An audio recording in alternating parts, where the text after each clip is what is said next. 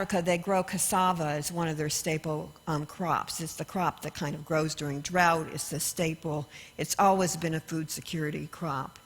And about a decade ago, a new strain of cassava mosaic disease began to spread across that region very rapidly and devastated some 70 to 80% of the crop. Now, this had a huge impact on over 1 million farmer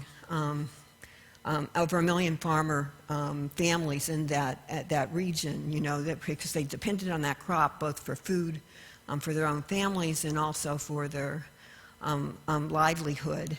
And if that wasn't bad enough, also cassava brown streak disease, something that was usually found only in coastal areas, began to become endemic in the region. So this was a huge problem for the people in that area. Now, there are lots of organizations that are working to help the farmers in this area cope with this devastating disease. CRS leads a consortium of over 100 different organizations. They range from the International Institute for Agricultural Research and some of the country's research organizations that are focused on finding new strains of disease-resistant cassava. They also work with implementing partners. And what these partners do is they take the new strains of cassava that are developed by the research institution.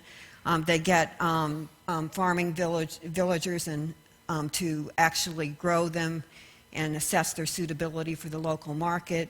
Those that do get selected, they then help them establish bulking sites where they grow the plants close together so they can create a lot of seed to distribute to the surrounding areas. And they educate farmer groups in crop management techniques. Techniques like how do you identify disease, how you need to fertilize and so forth, how to take advantage of the new disease-resistant crops. So you can see there are a lot of players involved in this because we're talking about several thousand farmer groups. We're talking about some probably 275 local field agents that work in the field. We're talking about 100 different organizations that are involved in here. And one of the things we looked at was there something we could do to enable this group of people to work more effectively?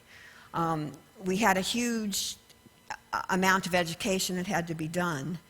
How did we know the education as it flowed down through the partner organizations to the actual people that were going out